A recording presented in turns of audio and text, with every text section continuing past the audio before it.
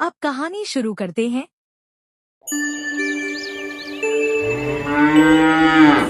एक छोटे से गांव में कड़कड़ाती ठंड शुरू हो चुकी थी।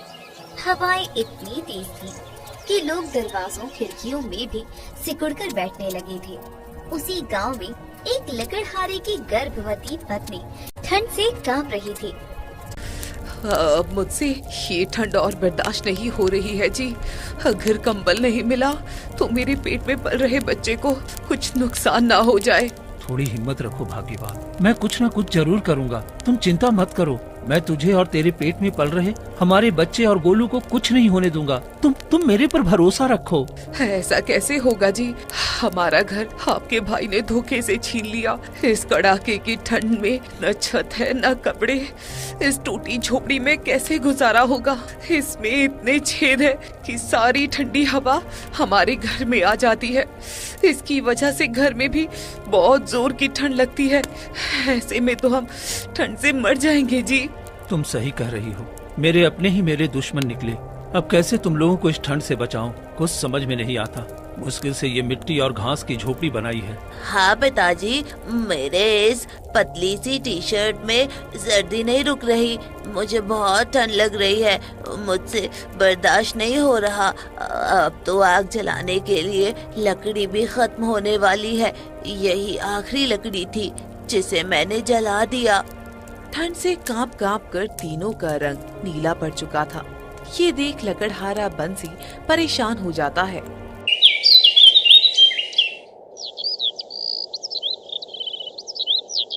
तुम चिंता मत करो, मैं कुछ करता हूँ। बंसी जल्दी से कुछ लकड़ियाँ जला देता है, जिसकी गर्मी से गोलू और आरती की तबीयत थोड़ी संभल गई थी और वो सो गए थे। पर बंसी अभी भी चिंता में जगा हुआ था। अगर मैंने जल्दी कुछ नहीं किया तो मेरी गर्भवती पत्नी कहीं संकट में न पड़ जाए, और गोलू छोटा है, सर्दी बर्दाश्त नहीं कर पाएगा। नहीं, मुझे कुछ करना होगा।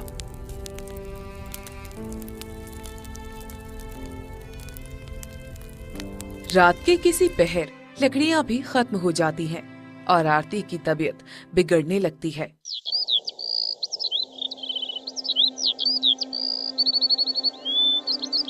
किसी तरह सुबह हुई, मगर आरती की तबीयत बहुत ज्यादा खराब हो गई। हाजी सुनते हो, ठंड ने इतना परेशान किया है कि अब शरीर गवाही नहीं दे रहा। ठंडी हवा जैसे शरीर को झकझोर रही है। रात से ही आग बुझ गई है, लकड़ी भी खत्म हो गई है और मेरी तबीयत बहुत ज्यादा खराब हो रही है। अगर सर्दी से नहीं बची तो शायद मैं मर जाऊंगी। हाँ, तुम्हारी तबीयत तो बहुत ज्यादा खराब है। मैं कुछ न कुछ तो इंतजाम करके जल्द घर लौटूंगा। तुम बस अपना और गोलू का ख्याल रखना, तुम्हें कुछ नहीं होगा। तुम बिल्कुल चिंता मत करो। लेकिन आप जाएंगे कहाँ जी? कोई इस ठंड में हम गरीबों की मदद नहीं करेगा। तुम चिंता मत करो, मैं जल्दी ही आता हूँ। लकड़हारा बंसी तुरंत ही अपने घर से निकल जाता है। ठंड इतनी थी कि शरीर बर्फ जैसा जमने लगा था। हाथ पैर सुन्न होने लगे थे। गांव के आदमी अपने अपने घर में दुबक कर बैठे थे और किसी ने अपने द्वार पर आग जला रखी थी, जिसे वो ताप रहे थे। चारों ओर कोहरा छाया हुआ था। गांव के पालतू जानवर भी दुबक कर बैठे थे। बंसी अपने मन में सोचता है, क्यों न मैं अपने बड़े भैया से कुछ मदद मांग लूं। वो बेशक मेरा घर छीन लिए हैं, लेकिन वो मेरी हालत और मेरी पत्नी की हालत सुनेंगे तो वो मेरी मदद जरूर करेंगे। इतना सोचकर वो अपने भाई शंभू के घर जाता है और उसके आगे हाथ जोड़कर कहता है, भैया, मैं आपके आगे हाथ जोड़कर आपसे मदद मांग रहा हूँ। मुझे मेरा घर लौटा दो भैया। मेरी झोपड़ी में बहुत ठंड लगती है। मेरी पत्नी के पेट में बच्चा पल रहा है। उसकी तबीयत इस कड़ाके की ठंड में बहुत खराब है। अगर आप मेरा घर लौटा दोगे तो मैं अपने परिवार को ठंड से बचा लूंगा। बंसी की ये बात सुनकर शंभू को बहुत गुस्सा आया और वो जोर से बंसी को धक्का दे देता है, जिससे बंसी जमीन पर गिर जाता है। अरे ओए भिखारी, तुम्हें इतनी हिम्मत कि तुम मेरे घर आकर मुझसे ऐसी बातें कर रहे हो? हाँ? अरे ये घर तेरा था, अभी मैं इसको छीन चुका हूँ। बोल, क्या कर लेगा तू? हाँ? ठीक है भैया, आप बड़े हो, आप मुझे मार सकते हो, मुझे जरा भी बुरा नहीं लगा। मगर घर नहीं देना है तो मत दीजिए। बस कुछ दिनों के लिए अपने घर में शरण दे दीजिए। कुछ दिनों के लिए मेरी पत्नी और मेरे बेटे को रख लो अपने घर में भैया। ओए, जा निकल यहाँ से, और अगर नहीं गया ना तो मैं अभी अपने नौकरों से धक्के मार के निकलवा दूंगा। अरे तुम जैसा भाई इस दुनिया में बहुत है, मैं तुम जैसे भिखारी को अपने घर में नहीं रख सकता। चल यहाँ से निकल। शंभू धक्के देकर बंसी को घर से निकाल देता है। बंसी दुखी मन से आगे बढ़ जाता है और आंख में आंसू लेकर मन ही मन सोचता है, मेरे भैया बहुत निर्दयी हो गए हैं। जब तक पिताजी जिंदा थे तब तक मेरे भैया मुझे अपने जान का टुकड़ा मानते थे, मगर अब पिताजी के जाते ही इतना मतलबी हो गए कि अपने ही भाई को घर से निकाल दिए। लेकिन मैं हार नहीं मानूंगा, मुझे कुछ तो कुछ करना ही होगा। बंसी जैसे ही आगे बढ़ा तो वो देखता है कि कुछ लोगों के साथ मुखिया भी उसे आग तापते हुए दिखाई दे रहा है। मुखिया जी बड़े नेक इंसान हैं, पूरा गांव उनकी बात मानता है। अगर मैं मुखिया जी से मदद मांग लूं तो वो जरूर कुछ मदद कर देंगे। अरे ओ बंसी, क्या सोच रहे हो? हाँ, यहाँ पर हाथ पैर सेक ले, ठंडा बहुत है, तुझे ठंड भी लग सकती है। नमस्ते मुखिया जी, मेरी कुछ मदद कीजिए। आपके एक इशारे पर गांव के सारे लोग अपनी जान वारते हैं, मेरी मदद कीजिए। मेरी पत्नी गर्भवती है और वो बहुत बीमार है। अगर आप कुछ रहने का ठिकाना और कुछ गर्म कपड़े दे दे तो बहुत अच्छा रहता, नहीं तो ठंड की वजह से मेरा परिवार खत्म हो जाएगा। बोल तो सही रहा है। मेरे पास एक खाली घर पड़ा हुआ है और मैं तुम्हें दे दूंगा, पर मेरी एक शर्त है भाई। मुझे आपकी हर शर्त मंजूर है, जो आप बोलोगे मैं करूँगा। ठीक है फिर। मैं तुम्हारी पत्नी को बहुत दिनों से पसंद करता हूँ, वो बहुत सुंदर है और तेरी पत्नी पे आधा हक मेरा भी होगा। अरे बहुत सुंदर है तेरी पत्नी, अब मुझे तो वो बहुत पसंद है। देख, तेरी पत्नी की देखभाल भी हो जाएगी, उसका खर्च भी उठा लूंगा। बोल मंजूर है क्या? हा? अरे आधी पत्नी तेरी भी रहेगी और आधी मेरी भी रहेगी। ये सुनकर बंसी गुस्से में अपना आपा खो देता है और गुस्से से मुखिया का गिरेबान पकड़कर उसे बुरी तरह पीटने लगता है। ये तूने अच्छा नहीं किया मुखिया, मेरे घर की इज्जत पे नहीं जाना चाहिए था तुझे। अगर सच में मैं परेशान नहीं रहता ना तो मैं तुझे यहीं मार डालता। तेरी इतनी हिम्मत, तूने मुझे इतनी बुरी तरह से पीटा। अब देख मैं तेरे साथ क्या करता हूँ। सुनो मेरे गांव वालों, अब इसके साथ वो होगा जो मैं चाहूँगा, कोई इसकी मदद नहीं करेगा। देखना, ये और इसका परिवार ठंड से कांप कर मर जाएगा। तब इसे मालूम चलेगा कि मुखिया से पंगा लेना कितना भारी पड़ता है। मुझे मारा, मुझे। बंसी वहाँ से गुस्से में चला जाता है। सुनो सोहम, जाओ और इसकी झोपड़ी में आग लगा दो। इसने मेरे साथ जो किया है उसका बदला मुझे चाहिए। उधर बंसी थका हारा जब अपने घर वापस आया तो हैरान रह गया, क्योंकि उसकी झोपड़ी में आग लग चुकी थी।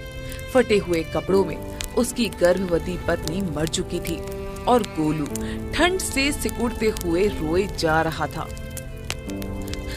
पिताजी, आप आ गए। ये देखो, गांव से कुछ लोग आए थे, उन्होंने हमारी झोपड़ी में आग लगा दी। माँ ने रोकने की बहुत कोशिश की तो इन्होंने माँ को भी आग में धक्का दे दिया और माँ आग में जल गई। पिताजी, माँ से कहो ना कि उठ जाए। ये देख बंसी फूट फूट कर रोने लगता है।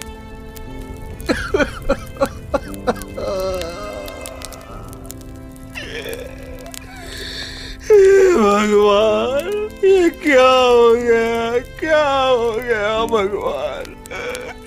किस्मत हम पर इतना अत्याचार कैसे कर सकती है। मेरी गर्भवती पत्नी और मेरा बच्चा क्यों मुझसे छीन लिया? क्यों भगवान, क्यों? क्या ये ठंड का मौसम हम गरीबों पर कहर बनकर आती है? आज बंसी टूट चुका था। वो आरती की मौत का जिम्मेदार खुद को मान रहा था। गोलू की भी ठंड से हालत बहुत खराब थी। जैसे तैसे वो आरती का अंतिम संस्कार करता है। आज हम गरीब हैं तो कोई मेरी पत्नी के अंतिम संस्कार में भी शामिल नहीं है। भगवान, ये तेरा कैसा इंसाफ है। आज मैं खुद से वादा करता हूँ, जो मेरी पत्नी के साथ हुआ वो मैं अपने बेटे के साथ नहीं होने दूंगा। अब चाहे जो भी करना पड़े मैं करूंगा। अपने बेटे के लिए एक सुरक्षित घर बनाऊंगा जिसमें ठंड उसे छू भी न पाएगी। कुछ दिन बीत जाते हैं और जैसे तैसे करके बंसी एक और झोपड़ी बनाता है। गोलू बेटा, तुम यहीं रहना, मैं जंगल से कुछ लकड़ियाँ काट कर आता हूँ। इतना बोलकर बंसी लकड़ियाँ काटने जंगल चला जाता है। आज सुबह से रात तक काम करूँगा, घर घर जाकर लकड़ियाँ बेचूंगा ताकि अपने बेटे के लिए एक कंबल ले सकूँ। बंसी बड़ी मेहनत से लकड़ियाँ काटता है।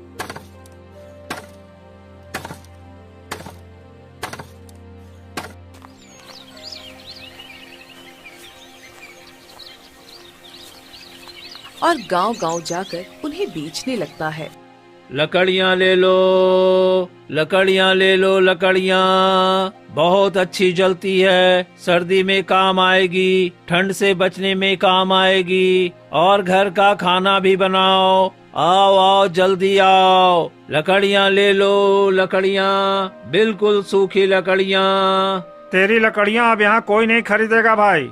लेकिन क्यों साहब, आप तो हमेशा मुझसे ही लकड़ियाँ खरीदते हो ना, पर अब क्या हो गया? हाँ खरीदता था भाई, लेकिन अब नहीं खरीदूंगा, बल्कि पूरे बाजार और पूरे गांव में कोई नहीं खरीदेगा तेरी लकड़ियाँ। ये मुखिया जी का आदेश है। तुमने मुखिया जी की जो धुलाई की थी ना, उसके बाद तो बदला लेंगे ही ना। अरे अरे पर मेरी बात तो सुनो। वो आदमी वहाँ से चला जाता है।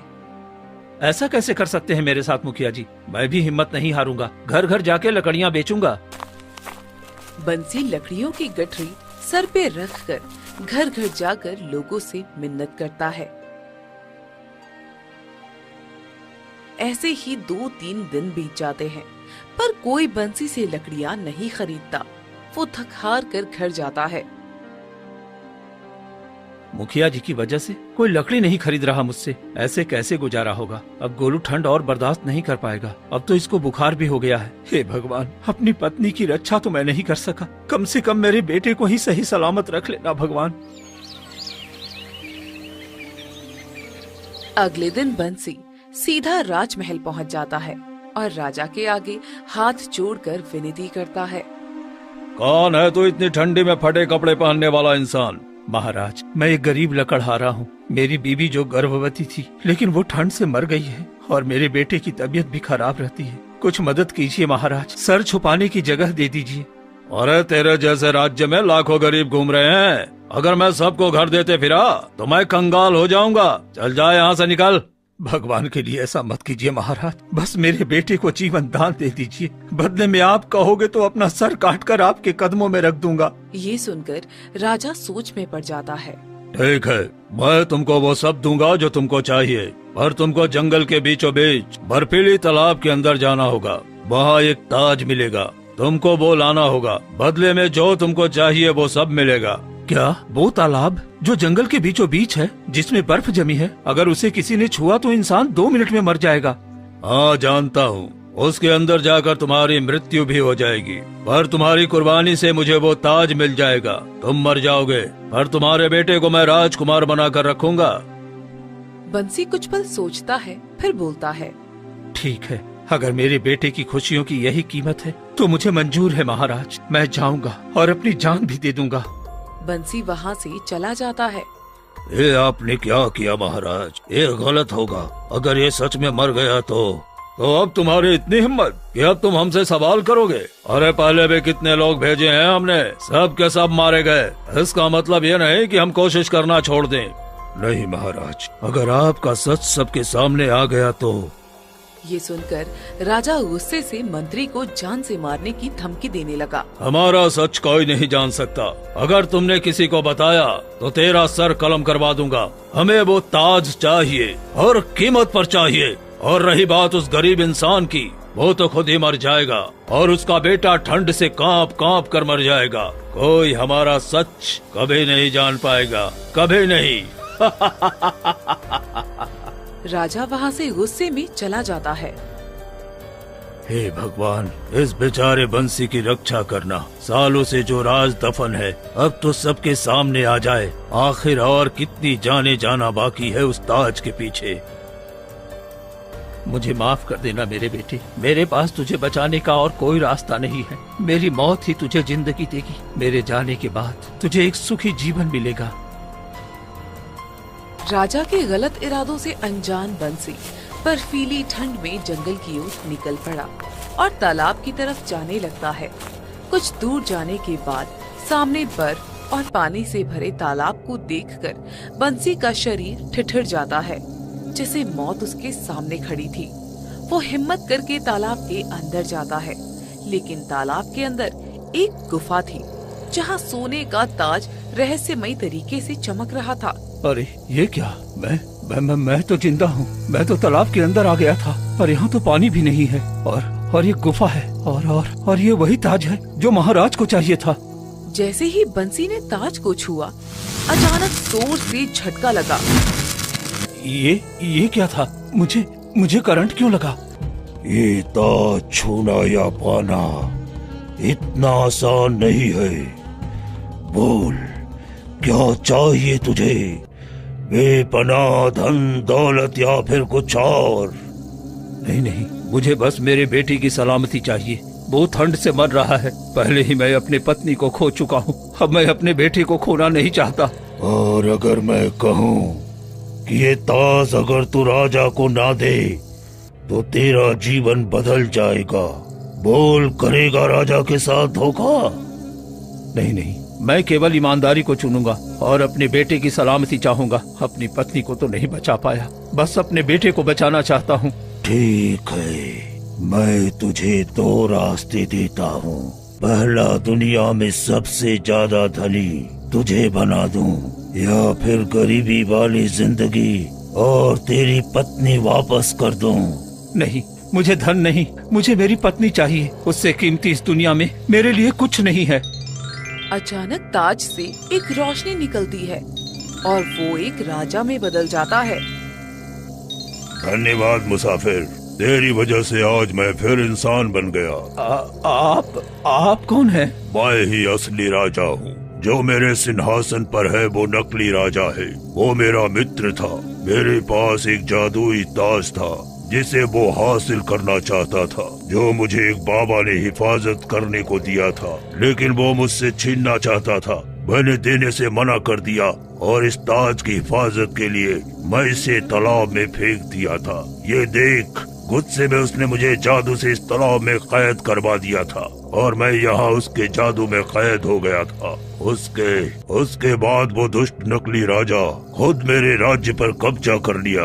कई लोग भेजे गए इस ताज को लेने के लिए, पर हर इंसान सिर्फ लालच में आया और यहाँ आते ही लालच में इरादा बदल गया और सब के सब इस ताज में कैद हो गए। तुम पहले इंसान हो जो सच्चे हो, जिसकी वजह से आज मैं आजाद हो गया। ये तो बहुत गलत हुआ आपके साथ, पर क्या मेरी पत्नी जिंदा हो सकती है? हाँ, ये ताज पुनः जन्म भी दे सकता है। तुमने मुझे आजाद किया है, इतना तो बनता है। अब तुम वापस जाओ अपने बेटे के पास और मुझे अपने दुश्मनों का हिसाब करना है। राजा ताज को पकड़ता है और पलक झपकते ही दोनों तालाब से बाहर आ जाते हैं।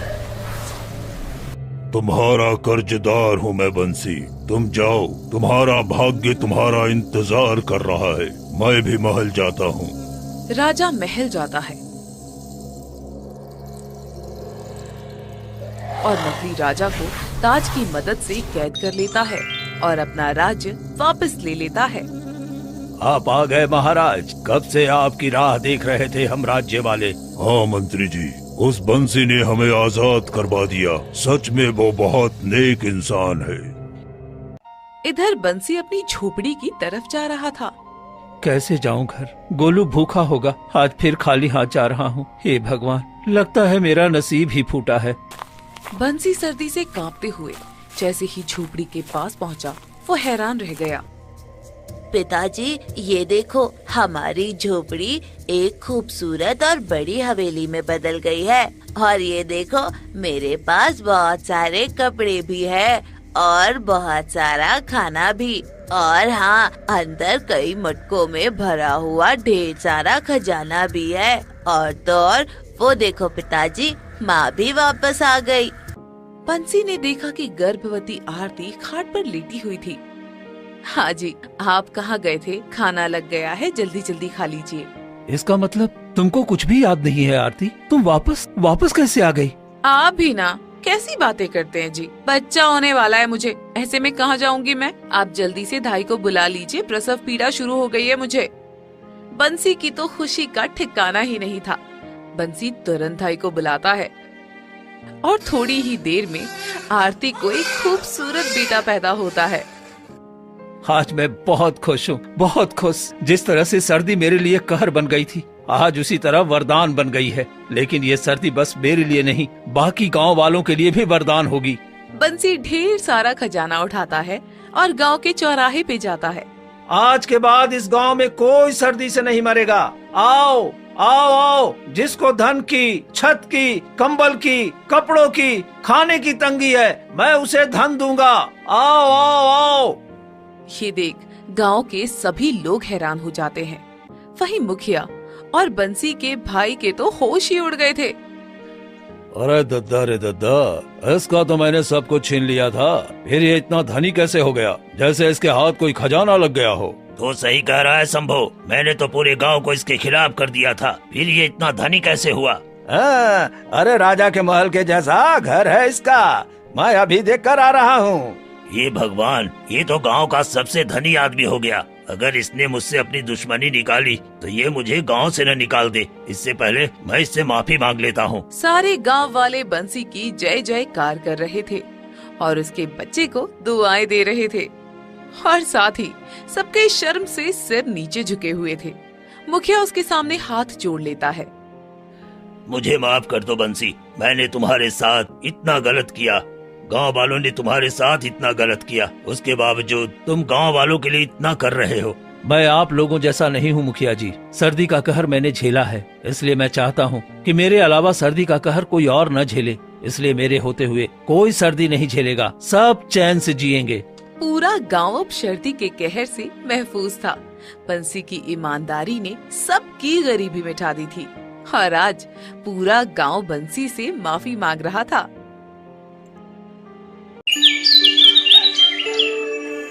खानपुर नाम का एक छोटा सा गांव था, जहां हिमकुंती नाम की एक बूढ़ी औरत थी, जो गांव में अपने हाथों से स्वेटर बनाकर गरीबों और दुखियों को बांटती थी। मगर अब वो बूढ़ी हो चुकी थी। उसका इन गांव वालों के अलावा कोई नहीं था। अरे अम्मा, अब आप न होती तो पता नहीं हम लोगों की सर्दी कैसे कटती। आप हर साल अपने हाथों से गर्म स्वेटर देती हो, लेकिन अब क्या किया जाए, अब तो आप बूढ़ी जो हो गई हो। हाँ बेटा, जब तक मेरे हाथों में जान थी तब तक मैं तुम्हारे लिए स्वेटर बनाती रही, मगर अब शरीर गवाही नहीं दे रही। इस बार तो ठंड बहुत जोर का है, अब हालत खराब हो रही है। अब तो मेरे पास कोई गरम कपड़ा नहीं बचा। अब तुम गांव वाले ही मेरी देखभाल करोगे। अरे क्या करूं हेमकुंती दादी, गरीबी ने इतना तंग कर दिया है कि मैं अपने बच्चे और पत्नी के लिए भी गर्म कपड़ा नहीं ले पा रहा हूँ। और ये हाड़ कपा देने वाली ठंड, ओफ ओफ ओ, हम गरीबों पे मुसीबत जैसा मौसम होता है।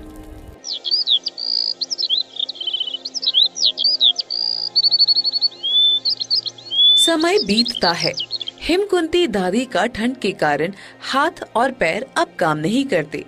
इतनी तेज सर्दी कि हवा से उनकी तबीयत और खराब हो रही थी और अब उनके पास ना ही लकड़ी बची, ना ही पहनने के लिए गर्म कपड़े। अब मैं क्या करूं? मेरा शरीर जवाब दे रहा है। इस बार ठंड भी बहुत ज्यादा है। अब मुझे गांव वालों से मदद मांगनी पड़ेगी। शायद गांव वाले मेरी थोड़ी मदद कर दे। बूढ़ी दादी इतनी ठंड में कांपते हुए एक गांव वाले से मदद मांगने जाती हैं। बेटा, मुझे कुछ गरम कपड़े दे दे। अब मेरे हाथ काम नहीं करते, मेरी मदद कर दे बेटा। अरे अम्मा, मैं मदद करता, पर मुझे खुद अपने परिवार के लिए कपड़े खरीदने पड़ते हैं। अब मेरे पास तो पैसे भी नहीं हैं। माफ कर दो अम्मा, ठंड ने इतना परेशान किया है कि अब कहीं काम भी नहीं मिलता, सारे काम ठप पड़ गए हैं। ऐसे में मैं तुम्हें कपड़े दे दूंगा तो मेरे घर वाले क्या पहनेंगे? वैसे ही मेरे परिवार में किसी के पास गर्म कपड़े नहीं हैं। वो व्यक्ति वहाँ से चला जाता है। बूढ़ी दादी दुखी मन से सोचती है, ये तो मेरी मदद नहीं करेगा।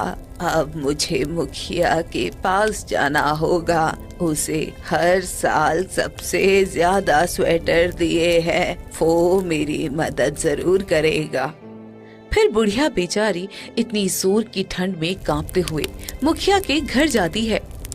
मुखिया जी, मेरी कुछ मदद कर दो, बहुत ठंड लग रही है। बेटा, मेरा हाथ पैर अब साथ नहीं दे रहा, बहुत ठंड लग रही है। कुछ कपड़े और कुछ खाना मुझे दे दो, भगवान तुम्हारा भला करेगा।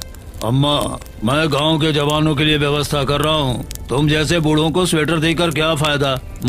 वैसे भी अब तुम मरने वाली हो, क्या करोगी अब जीकर? मुखिया, तुम तो गांव के नेता हो।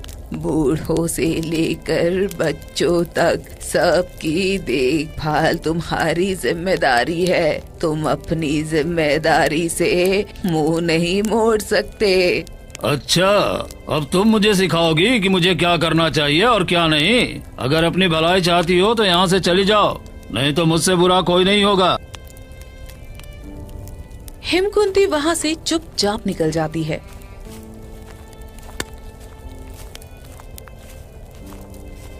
और हिमकुंती कई घरों में जाती है, पर कोई मदद नहीं करता।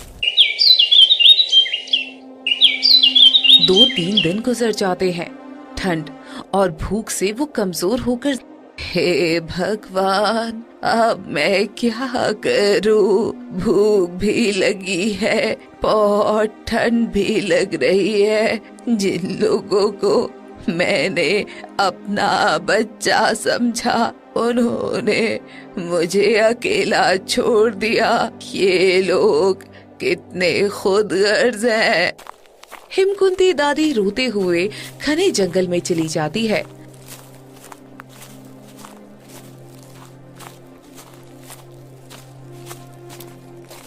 और एक पेड़ के नीचे बैठ जाती है।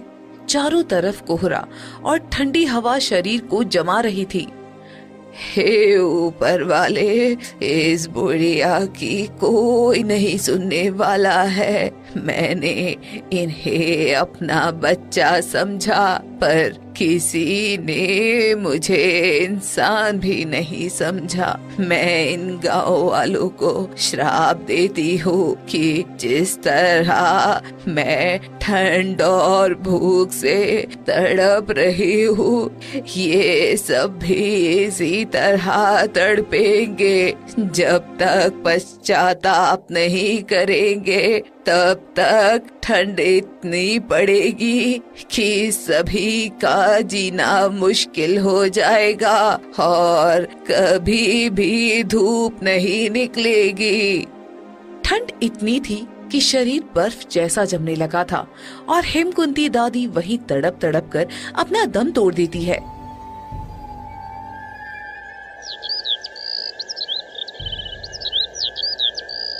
अगली सुबह गांव में तेज बर्फीली हवा चलती है और सभी लोग डर जाते हैं। अब गांव के लोगों का जीवन और भी मुश्किल में पड़ गया था। अरे क्या हो गया हंसू भाई, इतना बर्फीला तूफान एक साथ कैसे आ गया? अरे लगता है कुछ अनहोनी होने वाली है। लगता है इस बार सर्दी ने जोर की दस्तक दी है। हमें और मेहनत करनी होगी और लकड़ी जुटानी पड़ेगी, नहीं तो हमारे बच्चे ठंड से मर जाएंगे। तुम सब चिंता मत करो, इस बार मैं गांव में सबको गर्म कपड़े दूंगा, किसी को ठंड नहीं लगेगी, ये मेरा वचन है। हाँ मुखिया जी, अब आप ही कुछ करेंगे, अब आप पर ही हमारी सारी उम्मीद है। फिर ऐसे ही 2-3 दिन बीत जाते हैं और ठंड लगातार बढ़ती जाती है। अचानक गांव के सभी खेतों पर बहुत मोटी मोटी बर्फ की चादर जम जाती है।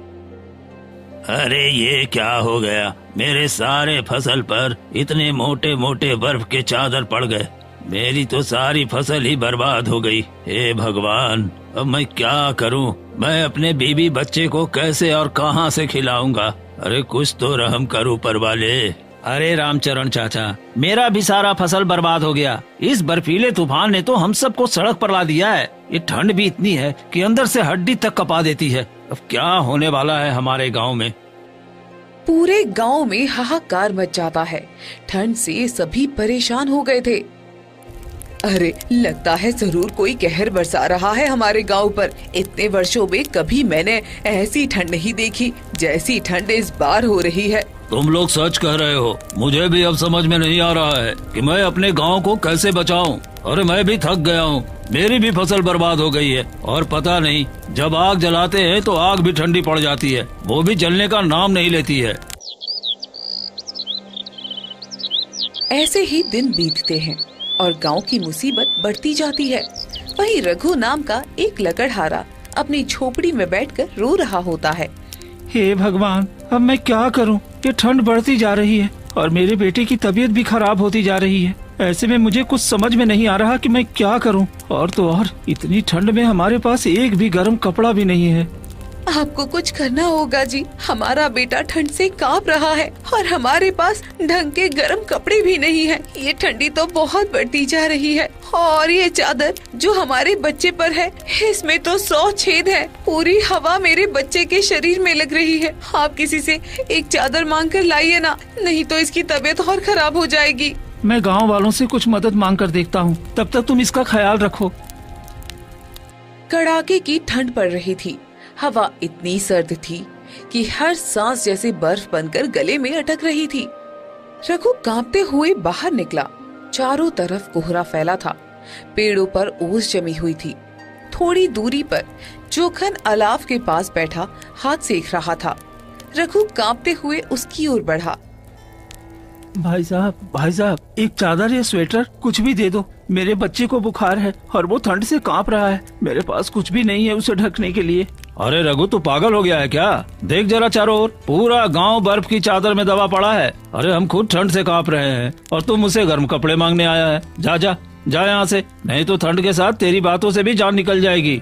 आपके पास फटे पुराने जो भी कपड़े हो वही दे दो। मुझे नया कपड़ा मत दीजिए, फटे पुराने ही दे दो। कम से कम मेरे बच्चे का देह तो ढक जाएगा। रघु, मुझे अपने बच्चों की जिंदगी देखनी है, तुम्हारी नहीं। अरे हम खुद ठंड से मर रहे हैं। अब तू यहाँ कपड़ों की आस मत रख। चल जा जा यहाँ से। रघु कांपते हुए दूसरे दरवाजे पर जाता है, पर वहाँ से भी उसे मदद नहीं मिलती है। ऐसे ही कई जगह जाता है, लेकिन किसी ने भी उसकी मदद नहीं की। फिर थक हार कर वो घर लौट आता है। देखिए जी, हमारे बेटे का होंठ नीला पड़ रहा है। अब हम क्या करें? ये तो मर जाएगा। नहीं, मैं अपने बेटे को कुछ नहीं होने दूंगा। मैं अभी लकड़ी काट कर लाता हूँ, जिससे कम से कम आग जलने के बाद मेरे बेटे को ठंड तो थोड़ा कम लगेगा। रघु कुल्हाड़ी लेकर इतनी ठंड में भी गांव से निकल पड़ता है और जंगल में जाता है। चारों तरफ कोहरा और सर्द हवा और भी डरावनी बना रही थी। चारों तरफ सन्नाटा पसरा हुआ था। वो थोड़ा आगे जाकर देखता है कि एक बूढ़ी औरत एक पेड़ के नीचे बैठी ठंड से कांप रही है। अरे ये क्या? यहाँ तो एक बूढ़ी औरत बैठकर ठंड से कांप रही है। ये इतने घने जंगल में ठंड में क्या कर रही है? रघु उसके पास जाता है। अम्मा, तुम इतनी ठंड में कांप क्यों रही हो? आप अपने घर जाओ। अरे बेटा, क्या बताओ, मुझे बहुत ठंड लग रही है। बेटे बहू ने मुझे घर से निकाल दिया। मुझे 2 वक्त का खाना भी नहीं देते और कहते हैं कि मैं उन पर बोझ हूँ। अब बाहर रहकर मैं क्या करती बेटा, इसलिए किसी तरह यहाँ आ गई हूँ। लेकिन यहाँ तो मुझे बहुत ठंड लग रही है। लगता है आज तो मैं मर जाऊंगी। नहीं अम्मा, मैं तुम्हें कुछ नहीं होने दूंगा। ठंड क्या होती है ये मुझसे बेहतर कौन जानता है। मेरा बेटा भी ठंड से मर रहा है। मैं उसी के लिए लकड़ी काटने आया हूँ। तुम यहीं रुको, मैं लकड़ी लेकर आता हूँ, फिर तुम मेरे साथ मेरे घर चलना। तू तो मेरा कोई लगता भी नहीं है, फिर तू मेरी मदद क्यों कर रहा है? दादी, इंसानियत नाम की भी कोई चीज होती है और मैं तुम्हें यूं मरने नहीं दूंगा। रुक जाओ, मैं लकड़ी लेकर आता हूँ।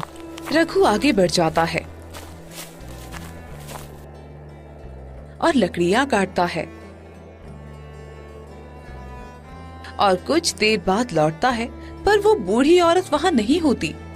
ये क्या, अभी तो बूढ़ी औरत यही थी, अब कहाँ चली गई? मुझे जाकर ढूंढना चाहिए, शायद वो कहीं गिर तो नहीं गई। रघु उसे ढूंढता है पर वो नहीं मिलती। लगता है वो कहीं चली गई है, मुझे अब जल्दी से घर चलना चाहिए। वो जैसे ही गांव लौटता है, रास्ते में मुखिया सामने आ जाता है। अरे ओ रघु, तुम अपनी सारी लकड़ी मुझे दे दो, मुझे इसकी बहुत जरूरत है।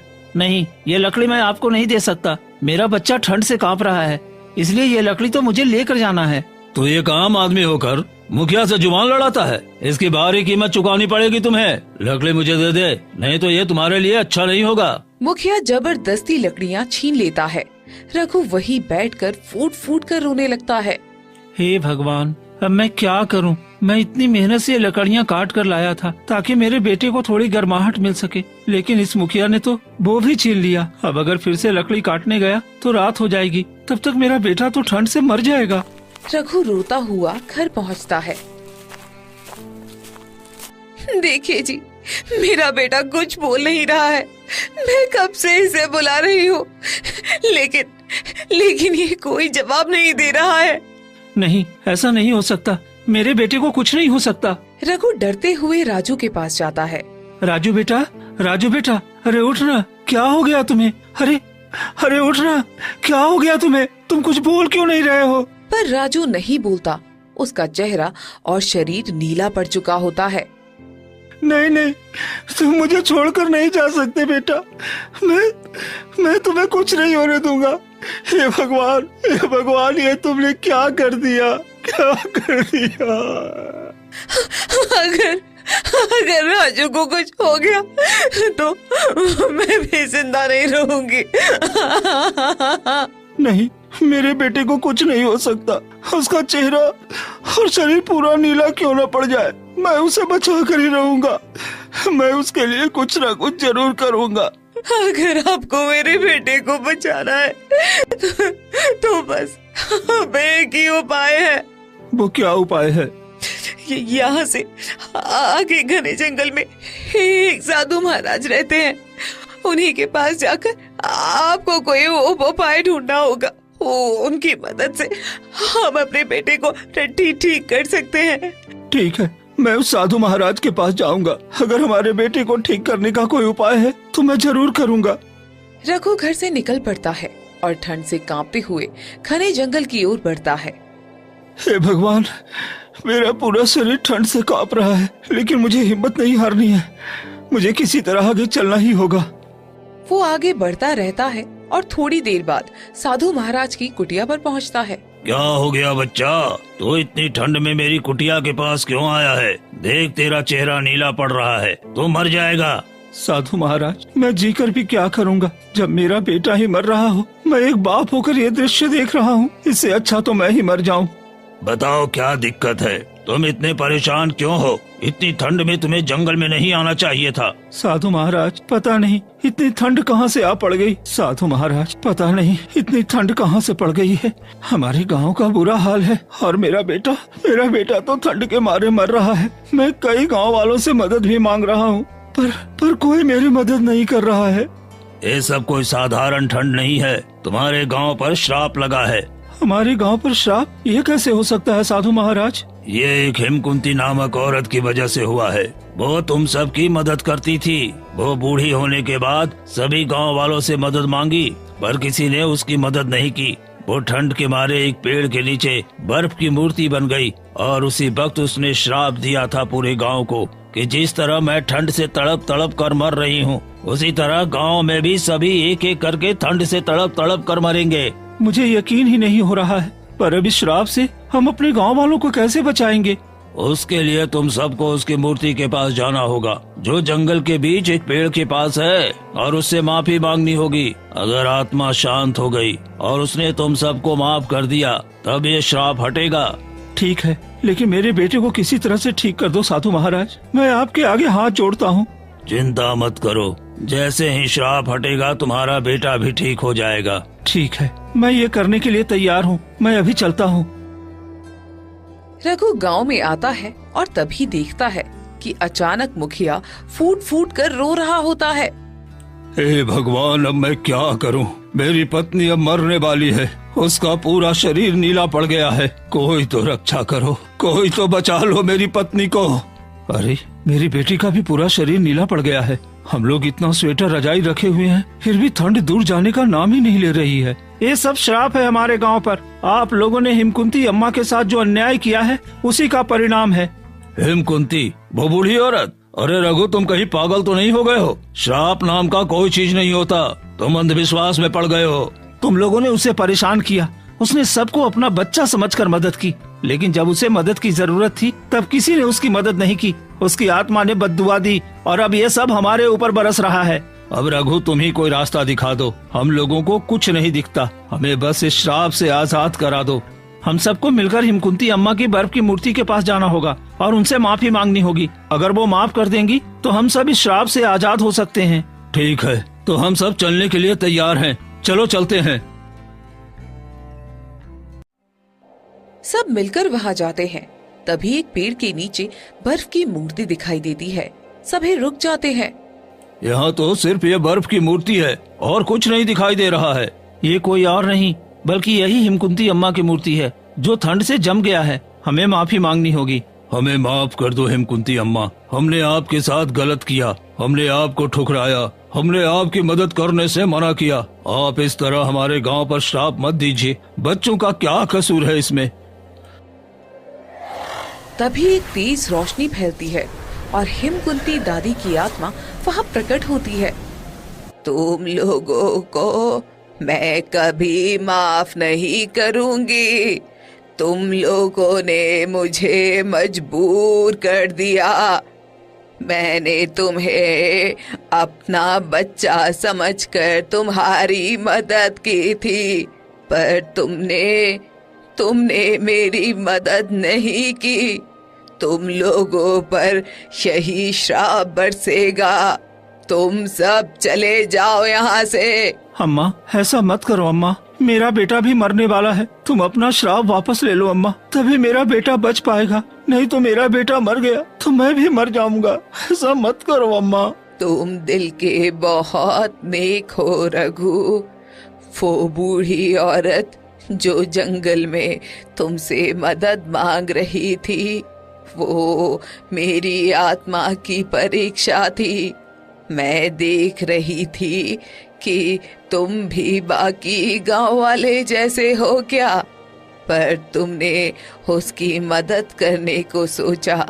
अगर तुम ये श्राप हटाना चाहते हो तो अपने घर से एक चादर लेकर आओ और मेरी बर्फ की मूर्ति पर लपेट दो, जिससे मेरी मूर्ति पिघल जाएगी और मेरी आत्मा को शांति मिल जाएगी और इस गांव का श्राप भी टूट जाएगा। आपका बहुत बहुत धन्यवाद अम्मा। मैं अभी अपने बेटे का चादर लेकर आता हूँ। मुखिया और रघु भागकर अपने घर जाते हैं और मुखिया अपने घर से चादर लाता है और रघु अपने घर से फटी पुरानी चादर लेकर जल्दी से मूर्ति के पास आ जाते हैं। और जैसे ही मुखिया चादर बर्फ की मूर्ति पर उड़ाने जाता है, तभी बर्फ की मूर्ति से आवाज आती है, मुखिया, तुम्हारी रेशमी चादर मुझे नहीं चाहिए, जो घमंड और दिखावे से भरी हुई है। अम्मा, मेरी ये फटी पुरानी चादर है, देखो कितना छेद है इसमें, इसे आप स्वीकार करोगी? छेद भले ही हो बेटा, पर तुम्हारा दिल साफ है और यही चादर आशीर्वाद का काम करेगी। तुम बस ये चादर मेरी मूर्ति पर डाल दो। रघु चादर मूर्ति पर डालता है और तभी तेज रोशनी फैलती है और बर्फ की मूर्ति अचानक पिघल जाती है और तेज रोशनी के साथ पूरे गांव से बर्फ की चादर हट जाती है।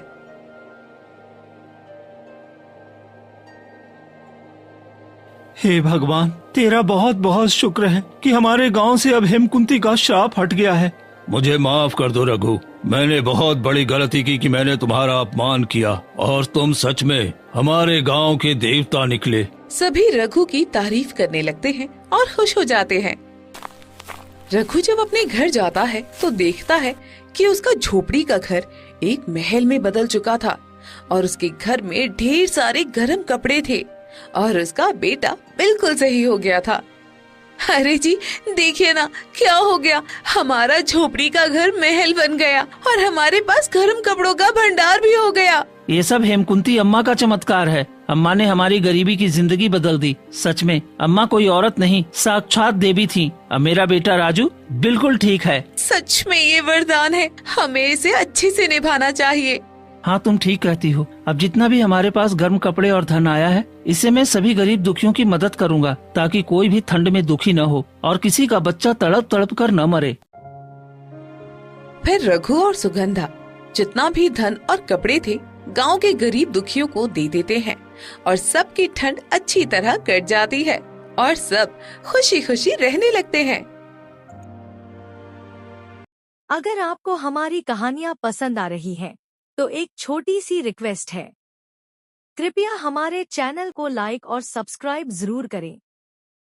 आपका एक छोटा सा क्लिक हमें बहुत हिम्मत देता है और हम आपके लिए और भी मजेदार कहानियाँ, एनिमेशन और इंटरेस्टिंग कंटेंट ला सकते हैं। आपका सपोर्ट ही हमारी असली ताकत है। तो चलिए मिलकर इस छोटी सी फैमिली को एक बड़ी दुनिया बना देते हैं। धन्यवाद दोस्तों।